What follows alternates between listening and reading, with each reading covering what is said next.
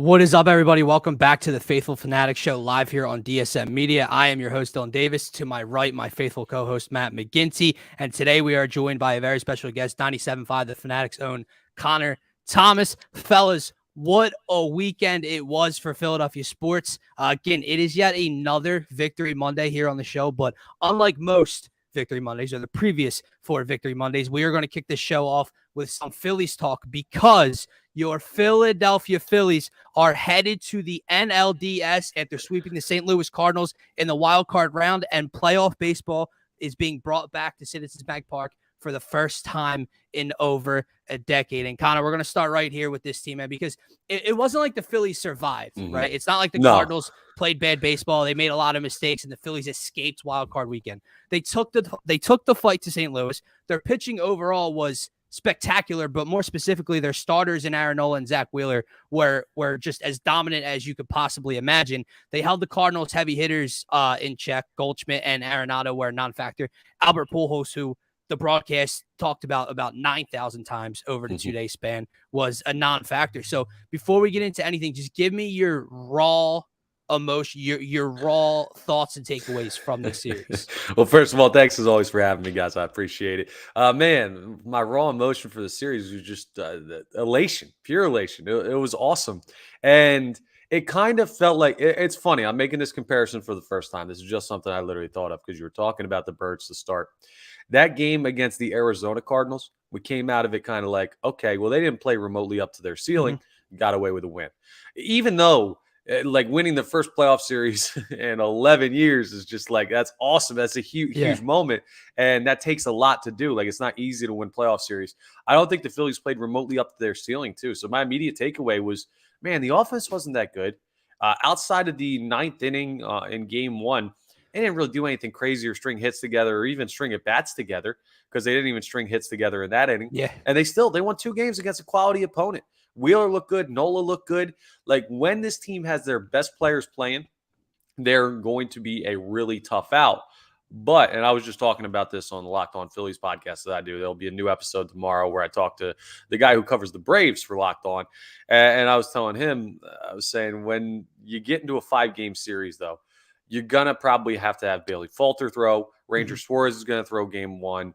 You're going to have more games where you're going to have to run into tough games from Ronald Acuna or Austin Riley or guys like that, like the Braves' big hitters. So a very good series against the Cardinals. Incredibly excited about what they did. I don't think the Phillies have hit their ceiling, though. And I think they got to be a little bit better this next round, obviously, if they want to out the defending World Series champions. Obviously, some news came out today. Rob Thompson, Philly Rob, removed, signs a 2-year deal. I guess I'll ask, how well-deserved is it? And to people that maybe say they haven't seen enough, what would you say to them? If you do think he does, it's completely well-deserved. Yeah, it absolutely so. He deserved the 2-year. I'm surprised they did it now and didn't just wait until the season was over. It feels like weird timing. I'm not sure exactly what the thought process is there. But to people who say that they haven't seen enough, think about the managers that have existed between Charlie Manuel and Rob Thompson. And right now, yeah. All of those guys were hired and got jobs in Philadelphia and got contracts in Philadelphia from Kapler, Sandberg, Joe Girardi, like McCannon. Like, these guys were brought in having significantly less success in Philadelphia than their time here. So if you haven't seen enough from Rob Thompson, well, the last 3-4 guys to get a contract here showed you even less. So yeah, he's deserving of 2 years. And I don't think he's going to collapse because, and I mean this with all due respect and give you a chance to expound on this, he doesn't do that much. Like, it's not like Rob Thompson is this huge emotional leader who's like rah doing all this stuff, changing all these things, making all these crazy decisions and whatever. No, he's just really consistent, really level-headed, really calm guy that kind of hangs in the background, plays the people who need to be played in the spots they need to be played, understands the game, understands communicating with the players well. They clearly like playing for him. And that kind of thing, while teams might slump, that's just a consistent thing that's going to be over the 2 years. So, yeah, I love what they did. I love locking him up. The timing's a little bit weird to me, but come on. If you haven't seen enough, what are you watching? Right, especially when 95% of the Phillies clubhouse takes to social media to congratulate the man and do interviews about how happy they are that he's here. But speaking of guys that, need to do enough to keep the job or whatever, there was a lot of talk this season about what to do with Alec Boehm moving forward because of how bad the year started off and the mess that he was in the field. But he may have, and I mean this seriously, he may have just outplayed in a small sample size one of the best, one of the league's best third basemen in Nolan Arenado, excuse me. But he's been more consistent for the last couple of months at third base. How much of a jump has he made at third base? And are you comfortable? I know we're talking playoffs right now, but are you comfortable leaving and keeping Alec Boehm at third base for the future? I love Alec Boehm. I think there is an argument to be made that he's one of the top 3 players on this team this year as far as position players go when you look at the entirety of the season. That being said, the people who are jumping in who are like, Alec Boehm is now an elite defender at third base. Okay, I don't know if we're there yet. He was really good in those 2 games. He was incredible. He deserves praise for it. But I mean, Nolan Arenado could be the best defensive third baseman in the history of baseball. And for my money, he probably is. And he's still got a ways to go. Like, Boehm's not that guy yet. How comfortable am I with Boehm at third base going forward? Very, very. The production this guy has put together at the plate has been incredible this year for what he was last year. I mean, remember, he got sent down last year, guys. Like, he could not play at the major league level. He did not belong on a major league ball club. And now you could argue he's one of the biggest reasons this team is where they are. And defensively, he has significantly improved from where he's at. I don't think he's as elite as everyone's like touting him after those 2 games in St. Louis. But yeah, man, I'm cool with him at third, and I think he's a cornerstone for the future. So let me rephrase the question a little bit to kind of aim it towards the next round in this playoff series. How much does it change that ceiling we talked about earlier? Because if you go back to earlier in the year, it quite literally cost them games throughout the year. If he is not just serviceable, but a step up at third base with his bat, does that change your overall thoughts on this team?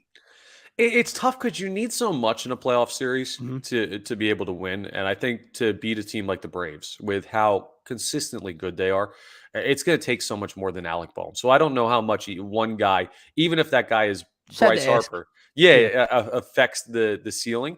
But it certainly doesn't hurt, right? You can't give games away. So it helps. I'd say more that it helps raise their floor than really it raises their ceiling. Like there's no chance to me that we're going to have one of those innings that we saw earlier in the year that prompted the "I hate this place" comments. Like, I don't think he's going to ever blow up like that in a big spot because he's been so consistent. But I don't think one guy playing a solid third base and being a good bat in the lineup is enough to make a difference in a 5-game series. Kind of moving on to the NLDS, because here we are against the Braves. Are you concerned from what you just saw in those 2 games, kind of the lack of offense that was there that you brought up earlier, where outside of the 9th inning in game 1, there wasn't a lot there? Is that a concern for you going into this series, or do you think the bats will pick it up? Yeah, Matt, it's kind of got to be. It's got to be a concern, right? Because you look at a team in Atlanta who leaves the ballpark very often, home runs, consistent. Their lineup is dangerous. They won the World Series last year, and then they come out and they clear 100 games this year to win the NL East. Like, this is not the St. Louis Cardinals, who I thought were a very beatable team. And their record, if they played in the NL East, would have been worse than the Phillies. The reason that they were a 93, 94 win team, whatever they were, was because the NL Central was garbage this year. So I think the jump in competition level is going to be bigger than most people would expect from one playoff series to another. But that being said, you look at the names, right? Kyle Schwarber, Bryce Harper, Rhys Hoskins, JT Realmuto, even though Nick Castellanos hasn't produced, Gene Segura, like the pedigree for a lot of these guys is there. So I'm more concerned with the recent history, but not the ability, which is a good thing. Like, they can get really hot. They could be the better offensive team in this series. The question is, will they? And that's more where the concern is the consistency and the latent issues. Well, especially if they start or continue to play loose, because things got a little tight there in September. But hopefully they are past that. Look, man, getting into tomorrow's game in the NLDS against the Atlanta Braves. You mentioned your concern a little bit with having to get deeper into this rotation, and one of the guys you named is the starter for tomorrow, Ranger Suarez versus Max Fried. Replicating what Zach Wheeler and Aaron Nola did is semi-impossible to ask. It's not impossible, but it's as close to impossible as you can get to shut down a lineup like that through 6 or 7 innings in a playoff game on the road. What are your thoughts on him getting the ball first tomorrow, and which kind of your confidence level heading into 107? Man, you're asking great questions. I don't think anyone really has the answer because we haven't seen Ranger Suarez in this spot before. He's another one of these guys that's just not doesn't have the experience. That being said, Zach Wheeler, playoff experience not there. Aaron Nola, playoff experience not there. Not and for existent. those to be their first 2 starts of their career in the playoffs and do that. Man, so I don't even know how inexperience plays in for these guys. Maybe this pitching staff is just feeding off each other right now. But Suarez is a younger pitcher than those guys. And he had a bit of a regression year, and he hasn't been as consistent as Wheeler and Nola are. So this is going to be very interesting. Here's something that actually the guy I was talking to that covers the Braves was bringing up. It's going to be a different type of performance because Ranger doesn't strike out as many guys, or at least he hasn't this year, as Wheeler or Nola, but his ground ball percentage is incredibly high compared to the major league average. So it's going to have to be more contact. It's going to have to be more, hey, you work out of stuff up the middle, maybe a double play here or there, work out of big spots that way, rather than getting a big strikeout. And Nola and Wheeler didn't even strike out that many people, but you always feel like they can if they need to. Yeah. Different feel of a game where you're going to rely on the defense, like we were talking about with Alec Boehm, Segura, Stott up the middle, Hoskins. So a different feel, but still the ability for him to go 6 or 7 strong innings, maybe not scoreless, but strong. So in a road playoff series with the home team coming off of a little bit of an absence, not playing for a couple of days, game 1 is always the game you look to try to steal on the road before coming back to Philly. Predictions for tomorrow's game, and then just total landscapes. Do they have not a shot? What are your predictions for this series? So unfortunately, I don't think they win tomorrow because there's a couple of factors, right? Atlanta's don't let really them win tomorrow. Don't let them win tomorrow. Atlanta's really well rested, right? It's their first playoff game, so you're gonna, even though it's a 1:00 start, and I know people are very upset with that, and rightfully so. It's stupid to play a playoff game at 1:00, and there's this whole Twitter narrative now about how cheap the tickets are down in Atlanta and how like there's so many available. I get all that, but they're still the defending World Series champions. It's their first playoff game of the season. That stadium's going to be rocking at least a little bit, so that's going to be tough. And the pitching matchup is probably the least favorable until you get to game 4 and Bailey Falter potentially has to throw, or they throw Suarez on short rest. So I don't love them tomorrow. The good news, they do hit Max Fried really well, like better than the average team does with him. And he's still a really good pitcher, but historically they've handled him well. It just feels like one of those emotional holes to be in with the Braves having their first game and being World Series champions and the chase down in the NL East. Like, you think the Phillies are amped up about their team. The Braves fan base is like, okay, well, we're walking to another World Series. So it'll be tough tomorrow. As far as the series, though, man, they got a real shot at this. Don't let it happen. Don't let it happen, man. I'll be a problem. You get Wheeler, I'll be a problem. I've already seen the video of you in the shower with the champagne. Yes. I can't imagine what happens if they advance to the NLCS. I don't know if we want to know what happens if they advance to the NLCS, but we'll see. Who knows? Anything's possible. Go again. Yeah. So moving on to, I guess, another bright spot, which is a weird thing to say in Philadelphia because everything always seems to be so doom and gloom. The Birds. Not lately, man. Yeah. Eagles come off a 2017 win yesterday against the Cardinals. Sloppy one at that. But again, we don't get many victory Mondays the past couple of years, so you can't. Everyone's a good one, in my opinion. But what I'm going to start with, I guess, was like the tail of the tape yesterday. Even though they're 5-0, best record in the NFL, obviously.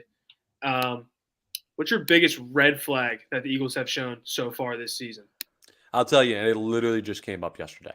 And I talked about it. I do Eagles post-game on 97.5 The Fanatic, and I was talking about it over there yesterday. I was on until 11 last night, guys, and then up at 4 a.m. this morning for the morning show. Always running. I always got time for you guys, so I got you. I'll get some eventually, sometime in the next 10 years. But I was talking about it post-game yesterday.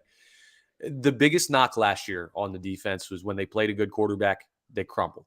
They looked really good against bad quarterbacks. They looked really bad against good quarterbacks. And yesterday was the best quarterback they've seen all year. And Jonathan Gannon's defensive scheme was really conservative. You had safeties dropping like 30 yards down the field. You had cornerbacks playing really, really soft coverage. You had linebackers nowhere to be found when you get runners into the second level. And to me, if that's how Jonathan Gannon is going to coach against good quarterbacks, you only really play like 3.5 good quarterbacks the rest of the year. You play Dak Prescott twice. You play Aaron Rodgers, who like this year. And outside of that, It ain't MVP, Aaron. Who else do you really see? So it could be a problem that only shows up in the playoffs. But eventually, you're going to have a scheme I'm more comfortable with defensively against really good quarterbacks, like you saw with Kyler Murray. And I didn't see it yesterday. I didn't see it last year. So that's still something that'll be in the back of my mind for later in the season, for playoffs, for really tough opponents. So let me follow that up. Like, do you think it was more so scheme for that specific quarterback, a better quarterback, a more mobile quarterback in Kyler? Or was it kind of, because I like the defense early, was it one of those things you kind of saw again, like week 1 in Detroit, where they get up 2 possessions, they're up 14-0. And then the game got tight, and it's almost like he got tight as well. And he's like, I got to keep everything in front of me. So do you attribute it to just the scheme overall and the game plan for Kyler? Or do you think it was more kind of a bad adjustment and not trying to blow the game? It's a tough call because you could kind of point to either. I'm not really sure we're going to hear Jonathan Gannon speak on Wednesday, and he'll be able to tell us a little bit because I'm sure he's going to get plenty of questions about it. There's an argument to be made for either, that it was conservative because the Eagles being up early, or it was conservative because, even if I blitz Kyler Murray, I don't trust anybody to be able to tackle him because he's so shifty. Especially, and I get that. Like, I'm not saying they should have blitzed, but like maybe corners shouldn't be 14 yards off the line of scrimmage. You got Hollywood Brown is, I guess, he's a deep threat, but still, like, he's not a premier deep threat. And outside of him, who are you worried about? Zach Ertz is slow as anything, and he was torching you because the middle of the field was so open for playing soft coverage. So it's not even so much the pass rush, but the secondary was just too far off the ball for me. And even though Murray scrambles, you could still get up in the grill of a wide receiver and like do something there. It felt soft for whatever reason, and point to whatever reason you think. Either way, I think you got to be a little bit more aggressive. For sure. So let me continue this Jonathan Gannon conversation. Because it feels like Jalen Hurts, a lot of people, 75% of this fan base came in with the question marks, and he's, for the most part, through 5 weeks, not only answered them, but now it's not a what will he do, it's an expectation that Jalen Hurts is going to show up. Jonathan Gannon, it felt that way for about 3 weeks or so, and then we talk about the bend but don't break, the prevent defense start to flash again yesterday. But at the end of the day, defense did only give up 17 points on the road against Kyler Murray. So where are you on the Jonathan Gannon train 5 weeks in? Obviously, from your answer before, I can tell you're not like sold on Gannon, but are you more confident than you were heading into the year? Or are you somewhere in between? Yeah, here's the thing. I don't have to be sold on Gannon because this is his last year with the Philadelphia Eagles. He's going to get hired away somewhere because his team is unbelievable. And he already showed enough last year to get interviews. And it's not that I'm not sold on Gannon. It's funny, though. The points thing, the argument, they held him to 17 points. It's fair on the scoreboard. Here's my issue. Cardinals aren't that good offensively. They're not that good defensively. That's true. And this is a team now we're in the stratosphere of we got to hold the Eagles to a higher standard because they're 5-0. And some fans might not think that's fair. Some might be like, why are you nitpicking the defense when they held them to 17 points and won the game and went on the road and everything like that, a place in Arizona that's normally tough for Eagles teams to play? And my answer to that is, man, Super Bowl winning teams, they win those games. And Super Bowl winning teams are consistent. And while they're the only undefeated team in football, you guys see what the Bills did? Like, you guys see what the Chiefs do sometimes? The Eagles are capable of that. But if they don't play up to that standard, they're playing below their standard. And Jalen Hurts says it after like every game. And that's what we have to start to do as people who talk about this team or fans of this team, is you got to nitpick at the stuff and not be totally sold until you see an elite level of play, because that's what it's going to take to reach the goal this year, which is now, it's the S word. It's the big one. It's the Lombardi. It's the Super Bowl. So this is kind of a two-part I'm going to give you here, because we were talking last week, me and Dylan, and Howie Roseman was about as close to a perfect game in this offseason, in my opinion, as you probably could have been. Who do you think the most impactful signing is currently, and who's your favorite signing is the second part I'll throw you? It could be the same person, could be not be. Okay, so we're just going signing. I can't go trade and pick the No, easy I way know to we the didn't ground. do trade kids, obviously. Okay, Yeah. cool. All right, give me a sec. So the most impactful signing to me, I'll start with my favorite because this one's easy for me. This is just personal preference, and he hasn't really flashed as much as I thought he was going to. Uh, Dicker? no, yeah, Dicker, of course. No, it's Kaiser White. Was my favorite easily because of the versatility there. The biggest question about the defense was the safety position, and you go ahead and you look at it, and you say, okay, well, how do I remedy that? I'm gonna get a linebacker that was incredible in his tackle numbers out in Los Angeles with the Chargers last year, but is also a converted safety that can cover tight ends. Which, man, Alex Singleton covering tight ends drove me insane. And I liked Alex Singleton for what he had physically available to him. But Kaiser White filled that need for me. And that's why he's like been my favorite, was my favorite because of that versatility. The most important signing, man, I'll tell you, it might have to be James Bradbury because the teams that the Eagles have faced so far, you look at guys like Justin Jefferson that they shut down. The reason that you have the ability to do that is you can't just scheme plays for second options to get open and wait for one of those guys to make big plays. Because a team, when they have the ability to pick apart your second cornerback, can do that over and over and over again. You can go to your second option. You can go to your third option. You can work on the lesser cornerback and just wait to take a shot. When you know you can't go to the second guy, the pressure on you to try and get the first guy open raises. And then all of a sudden you're making bad decisions as a quarterback or as an offensive play caller to try and force the ball to that guy. And all of that goes down to James Bradbury being a second shutdown corner. We saw it when Darius Slay got hurt last week, or well, I guess it's 2 weeks ago now if you call last week this Sunday. But what he's done and how quiet he's been, that's normally a good thing for corners because it means he's not giving up stuff. It just makes the defense that much more formidable. It makes them have to try and run the ball against the Eagles and that strong defensive line. So, yeah, Bradbury is going to be my most impactful. Kaiser White, my most favorite. My favorite tist. Yeah, So this probably. conversation, this next question kind of just popped in my head as you were speaking there, and you're talking about James Bradbury in the secondary. Avonte Maddox has missed the last 2 games, and obviously he is the Eagles' nickel. He's the slot corner. Obviously, you mentioned safety. They brought in a safety, but converted him to safety in C.J. Gardner-Johnson. He's one of the league's best nickel corners. Are you surprised that, heading into the game, it's not like you lost Maddox mid-game and you didn't make any adjustments. Are you surprised Gannon hasn't moved Gardner-Johnson to nickel while Maddox is out? So rather than seeing Zach McPherson and Josiah Scott on the field over and over and over again to replace the corner that's missing, would you like to see them replace that corner with probably a top 5 nickel corner and then replace that safety with one safety rather than rotating corners in there? Yeah, I didn't expect him to move Chauncey Gardner-Johnson over there. But would you No, I'm good with what he's done. It's the old thing of like creating 2 holes to try and patch one. Okay.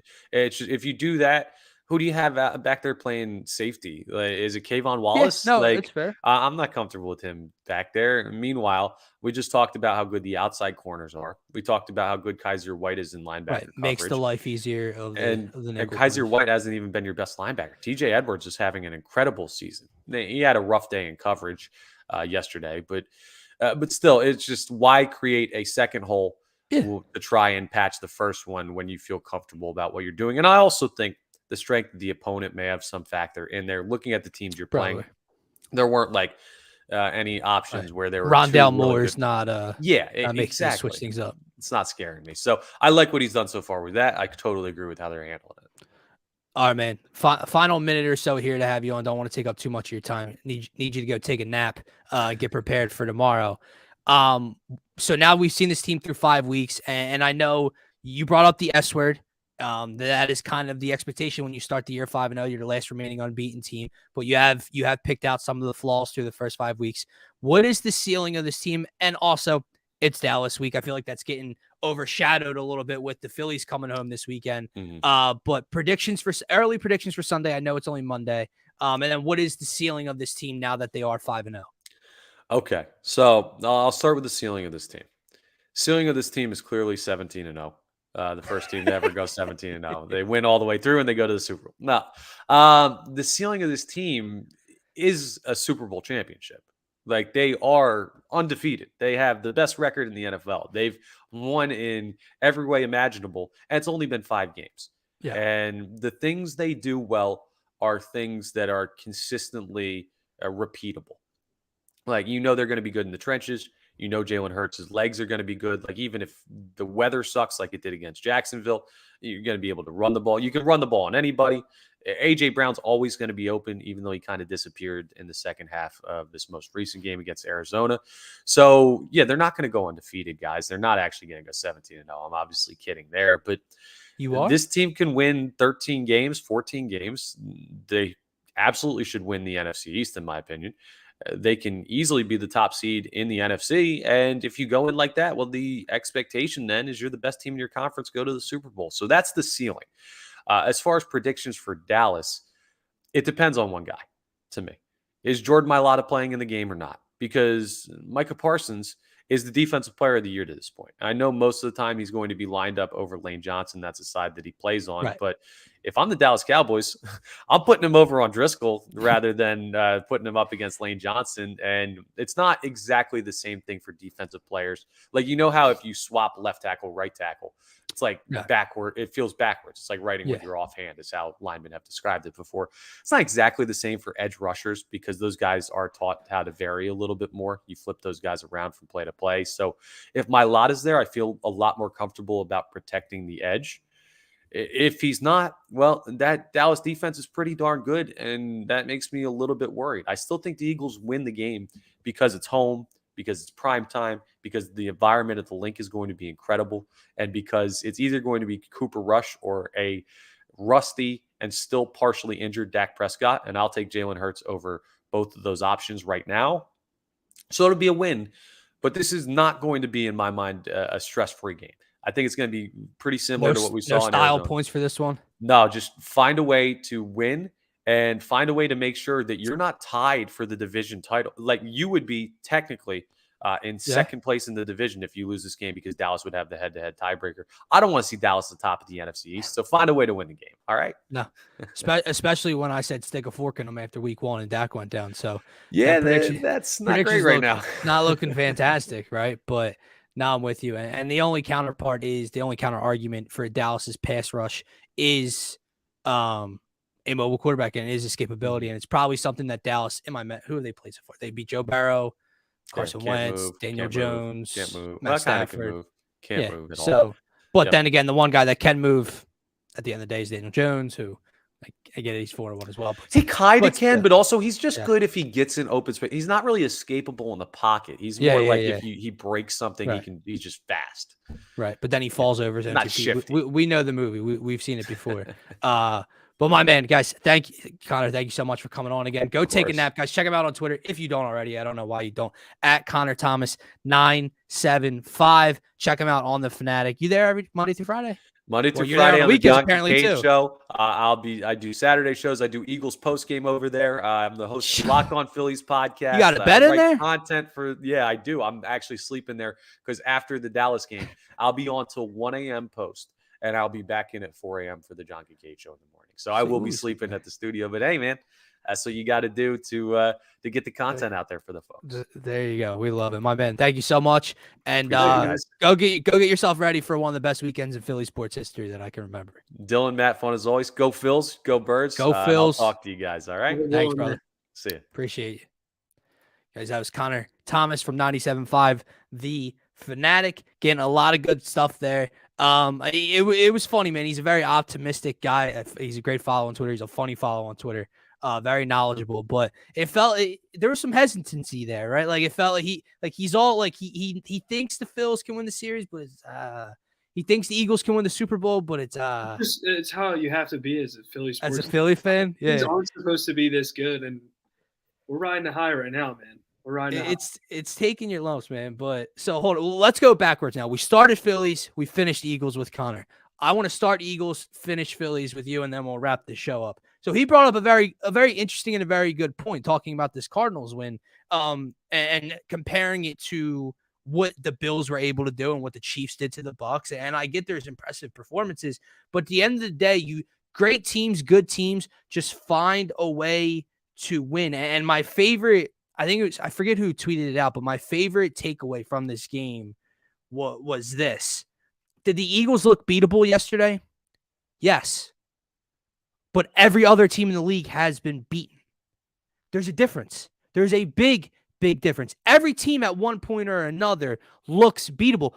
Every team gets beat. The Eagles are not going 17-0. They're not walking their way to the Super Bowl and winning the Super Bowl this year. It's not happening, right? But at the end of the day, you have to go in and find a way to win an ugly football game. And we talked about this after week 1 when fans were upset at how the defense played in Detroit, and it should have been a lot more comfortable. They shouldn't have gave up 35, blah, blah, blah. Then they go out and they win 3 straight and have 3 20-plus point leads in the first half or 2 possession leads in the first half, and they dominate the next 3 opponents. And now you get this kind of, I don't want to use the word trap game, but I talked about it on the pregame show with Scotty, man. There was a weird calmness heading into yesterday's game as a fan. So I guess that does kind of attribute to a trap game. Like, we're sitting here as fans expecting this to be a win, and that's just not how things play out in professional sports. So the fact that they were able to find a way to win that ball game yesterday was step 1. Now here's the other thing, Gim. They win the game? Yes, check. Did it look pretty? No, check. That final possession was a clinic. Like, as bad as the offense looked from after they got a 14-0, because they were able to move the ball pretty well 2 of the 3 first possessions, and they capped them off with Jalen Hurts rushing touchdowns. After that, the offense went into a lull. They ran 58 bubble screens to Devontae Smith. Jalen Hurts tripped over his own feet a couple times. They had no answer for some of the pressure Arizona was throwing at them. And things, the game got put back into reach for Arizona. That last possession, after Arizona has the ball for 8+ minutes and is able to put points on the board and make it a 1-possession game, I believe there was 9 or so minutes left. And I'm sitting there and I'm like, okay, I need you to go do the same thing. I need the Eagles to go down and wind this clock out. And what do they do? 17-play, 7-minute and 58-second possession that obviously a touchdown basically seals the game. We all would have loved that. But they get points on the board. Arizona has to use all 3 timeouts, and the Eagles ultimately come away with a win. Thank you, Kyler Murray. Probably should have studied a little bit more before this one. But at the end of the day, a win's a win game. You said it perfectly. A win's a win. Everyone's not going to be super pretty. Some are going to be ugly, and it was ugly. Again, as Connor said, as sports fans, as Philly sports fans, you're supposed to nitpick. Like, you want your team to improve every week, and when you're just winning, there's still improvements to be made, obviously. And you brought it up well. The blitz seems to be a problem for the Eagles. I don't know if it's a Jalen Hurts problem. I don't know if it's a game plan problem, but both game plans didn't look great yesterday. But again, 5-0 win's a win. There's no panic button to hit. There's nothing of that nature. No. I get it. They missed a kick to tie the game as time expired, or basically as time expired. The Eagles are sitting at 5-0 with Dallas week ahead, and they should be still be the utmost confident. I love the point too of, well, the Eagles escaped, right? Well, A, let's make one thing very clear. Even if he makes that field goal, the Eagles do not lose the game. The game's being pushed to overtime. The game was not ending right then and there. B, make the kick. Like, the Eagles just had to do the same thing with Cameron Dicker, the kicker, who they just signed this past week as well. So he could have just as easily missed that kick as well. He didn't. He made it. Cardinals missed it. I know there's the clip, the little snip of, Milton Williams didn't block that ball. Like, I know Eagles fans want to act like he blocked the ball. Rewatch the kick. I know when not how science works. Yeah, like they show it. It looks like his hand's there. His hand's slightly under. Guys, the kick would not have gone straight, and then hooked left. That's what was happening to him in pregame warmups.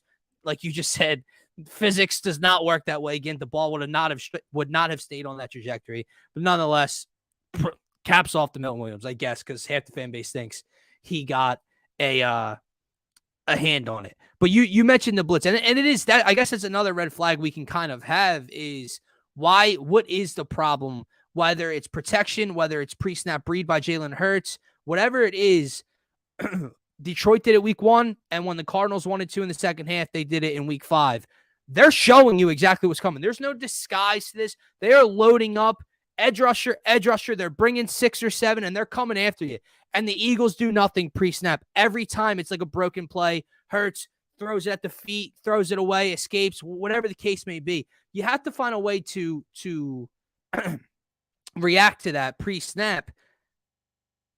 But then he showed you one way at the end of the game with probably the biggest throw, in which he checked out of what Shane Steichen wanted to run on that third down play to Goddard. He called that. He read that and diagnosed that pre-snap, delivered the ball with a guy in his mitt. First down. We know how the movie ends there. So as long as he and they keep showing me these little wins throughout the games, throughout the week, then I'll continue to not really have a bad thing to say about them. Every team has red flags, every single one of them. And that should be every Eagles fan's takeaway was that tweet. Like, think about it this way. Again, Ruben Frank tweeted this out. It's for all Eagles fans panicking because the game didn't look pretty. They didn't win by 25 again. The Rams were 5.5-point favorites. Did the Rams win? No. The Dolphins were 3-point favorites. Did they win? No. Jaguars were 7-point favorites. They win? No. How about the Packers? 10-point favorites. No, they lost to the Giants. Broncos 3-point favorites. No, they lost at home on Thursday Night Football. I bet you every single one of those fan bases and teams would have loved to have had an ugly victory rather than a loss. So stop. It's not going to look like the Vikings game or the Commanders game every single week. Hey, like, I know you guys have experienced enough, not just Eagles football, but football in general, to know that's not how things work. The problem, Gint, and again, we'll have a show later in the week, so we don't have to dive into the Cowboys week right now. The problem is this collision course that these two teams are on. Because at the end of the day, the Eagles are going to lose a game. Problem is, you really can't have that be this week. Not just for the early standing. I'm not talking about, because they won't be in first place for one game, for 1 week or whatever. I'm talking about for the simple fact that if Dak Prescott does not play, like, you can't have your first loss of the season be primetime football in Philadelphia, battling for first place against Cooper Rush. And that's when you lose. That's when you lose your first game. This city will burn down when they're 5-1. We'll talk about it more. The loss won't happen if Cooper Rush starts, but I think if Dak plays and the Eagles game plan anything like they just did, it very well could be the Eagles' first loss. Like Connor said, Cowboys defense is that good to cause some problems, but they haven't seen, like you said, a mobile quarterback like Jalen Hurts yet. So maybe it's kind of like what we just saw with Kyler, a little bit weird of a matchup. But again, Eagles beat a top 10 quarterback on the road yesterday. Just about, yeah. Another win, 5-0. Like, there's nothing to harp about. There's points to bring up, have conversation, but there's no panic button. It's non-existent currently. No, you said it best. There's a difference between a conversation and full-blown, this is going to continue to be a problem. Because like tackling was an issue yesterday. Again, you think, is that going to be an issue for the next 12 games? Probably not, right? It's going to appear here and there. TJ Edwards is going to miss a tackle. Darius Slay is going to miss an assignment. Whatever the case may be, their conversations, they are not worry points to harp on as Eagles fans. But nonetheless, Eagles, last remaining unbeaten team, 5-0 to start the year. They get the Cowboys this weekend at the Link Sunday Night Football to battle for first place of the NFC East, which, by the way, what the hell happened to this division over? Like, forget just the Eagles being 5-0. What has happened? We're 5-0, and it's like, we might be in second place next week. Like, we might be in third. Like, what happened, man? And the other two teams have Cooper Rush and Daniel Jones at the moment. What happened to being you could be sub 500 and make the playoffs? What happened to being 7-10 and having a chance to win the damn division? Now I'm thinking we might go 14-3, and oh man, I don't know. Yeah, it's gonna be tough, but no, it'll definitely be interesting heading in this week. But I got to go back to the Phillies, man, because the last show we did, it was the day of the clincher, the day of it was the Aaron Nola start, yeah, in Houston against the Astros to get that third wild card spot. Let me get your thoughts, because I kind of told you guys how I felt before I asked Connor the question. Like, this was so impressive to me. I agree. The Phillies were technically underdogs on sports books, and the Cardinals were home. They're the divisional winner. They're the favorites. But the Phillies on paper had more talent than the Cardinals, and the pitching matchup was favored in Phillies' way as well. But I never expected a sweep. And I never expected Aaron Nola and Zach Wheeler to utterly dominate. That's a good Cardinals lineup. A very good Cardinals lineup. Paul Goldschmidt had no idea what to do against Aaron Nola on Saturday night. Nolan Arenado hit like 2 balls hard, threw a temper tantrum because his first one didn't get out in game 1 and then didn't look the same since. I brought it up to you earlier that Alex Rodriguez, I don't ever have to hear him call another game. Did you know you have to stay on top of the baseball? I don't know if anyone stay on top. If I heard that one more time, they brought up Albert Pujols. It did the conversation he had to do about Albert Pujols, and here they come talking about Albert Pujols again. Can I ask you one cool question? He hit 703, right? He reached the 700 milestone. It's amazing. Why were they talking about this man like he was an MVP candidate this season? Like, I'm pretty sure he hit 238, 240. Yeah. Dude, what's happening? Again, like he's a household name for guys like me and you that grew up like with him in MLB. First ballot Hall of Famer. First ballot Hall of Famer, but like you're right. What's happening? Come on, man. Like, there was more focus on him than there was like Goldschmidt and Arenado. Yeah, literally, dude. It was. What do you do? Rip one single? Maybe they knew what was coming. Yeah, it was his last at bat. Yeah, it was a big thing. Now that play, listen, that doesn't get talked about enough. That play saved the series because that was this close to being a ball in the corner, potentially scoring the runner from first, RBI double or second and third at least.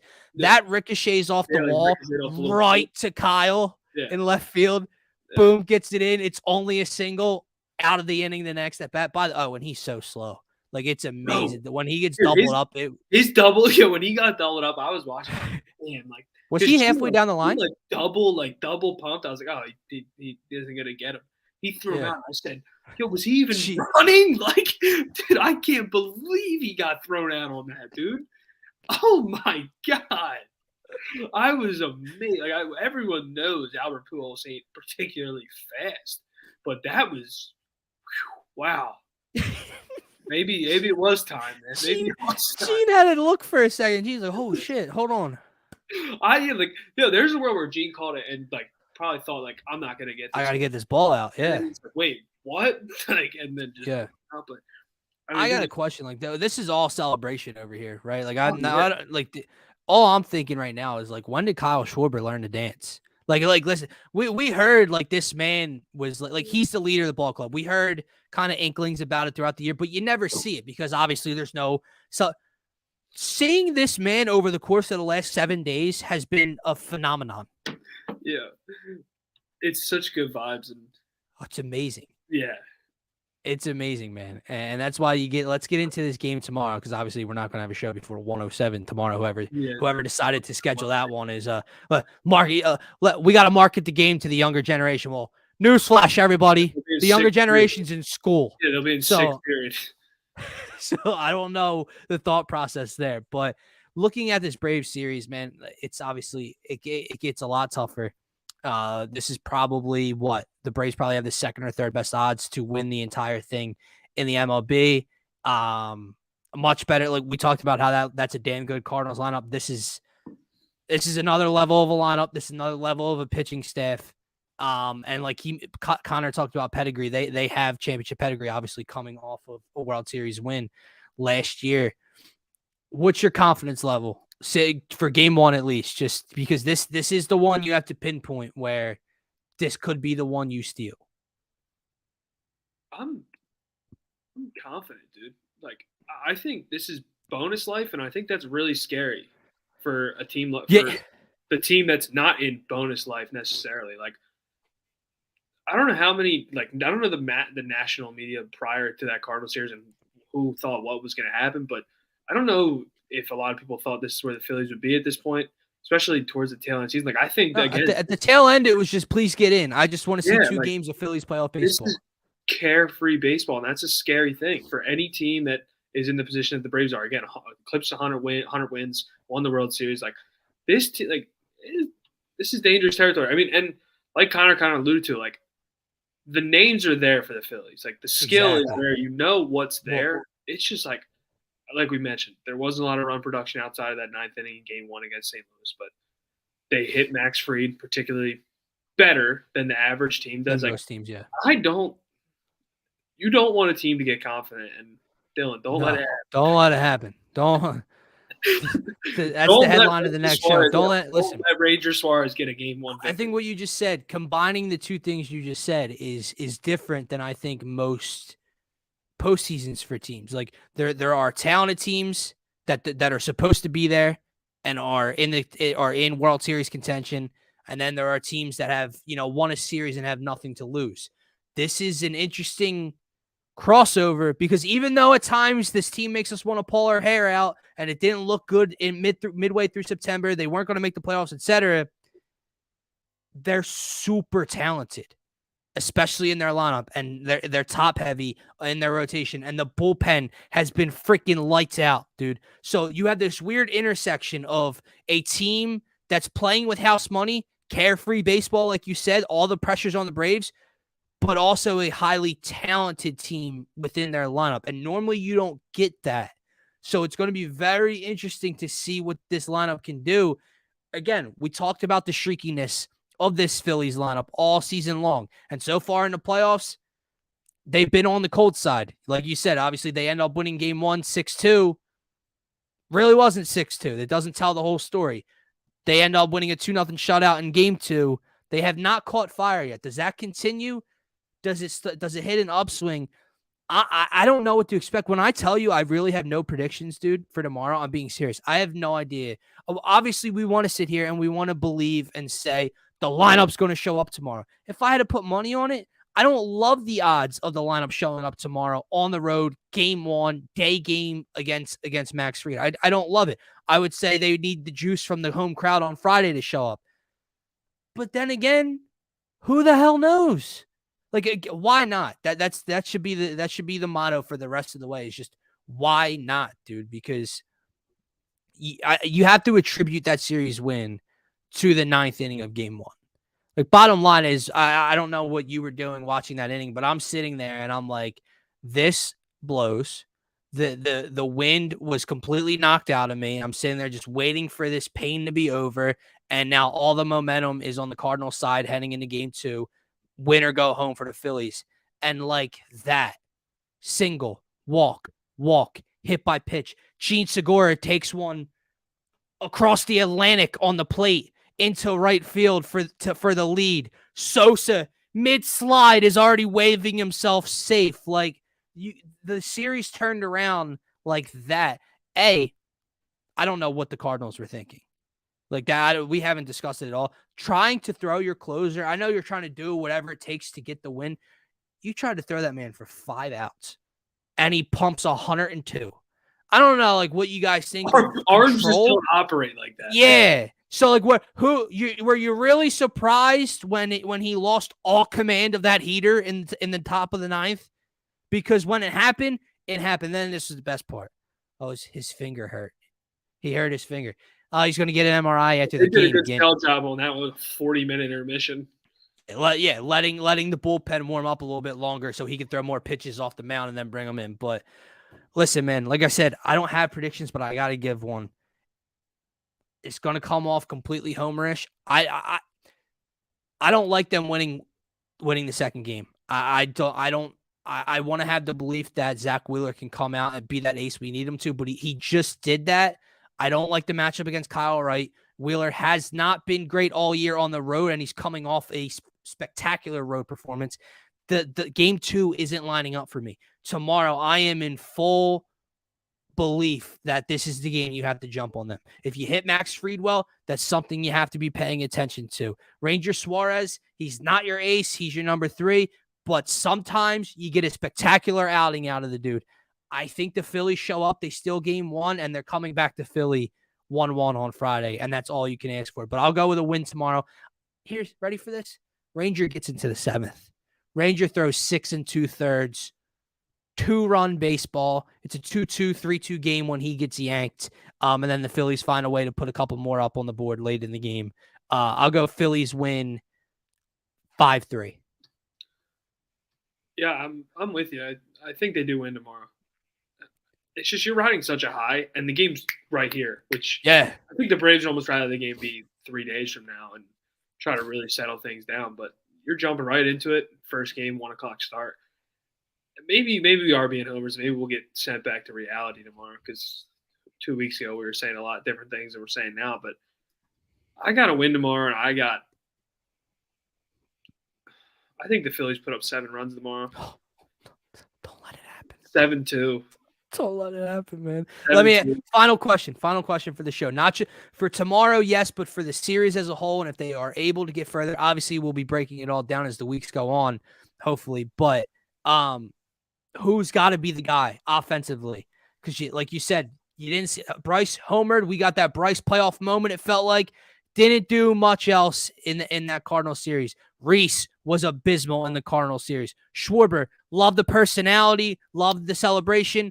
Was abysmal in the Cardinal series. JT, I think, went 1 for 8 or 1 for 9 in the series. Yeah. Who has to be, if you pinpoint one guy, who's the guy to step up?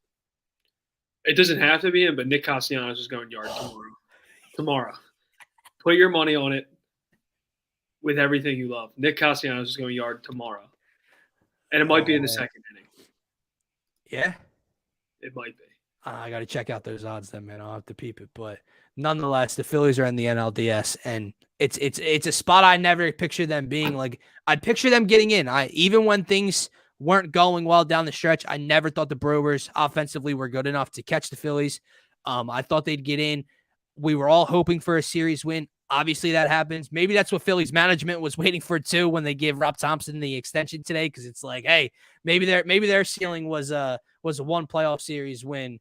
And no, I completely agree. Definitely needs to be a whole group effort against this Braves lineup. Series himself, right? Unless Nick's hitting a grandy and a 2-run shot tomorrow, we have an issue. But there's just so many guys that can carry a team through a stretch. Bryce did it last year in his MVP race. We watched Castellanos go on a tear in Cincinnati. We know what Schwarber can do with the long ball. If you can somehow find 2 or 3 of these guys in this lineup to start to click tomorrow, then the confidence starts to ooze out of this Phillies team. But guys, that is going to wrap up this Victory Monday edition of the Faithful Fanatic Show, live here on DSM Media's Facebook, YouTube, and Twitter channels. If you guys don't know, DSM Media is brought to you by Gents Barber Lounge. Check out one of 2 great locations in Fishtown and Old City and book your appointment today. Gents owns the craft, and it shows, rated the #1 barber shop on Yelp in the Philadelphia area, having multiple award-winning barbers and being able to handle any style of cut, adult or kid. Here's a look at some of Gents' work.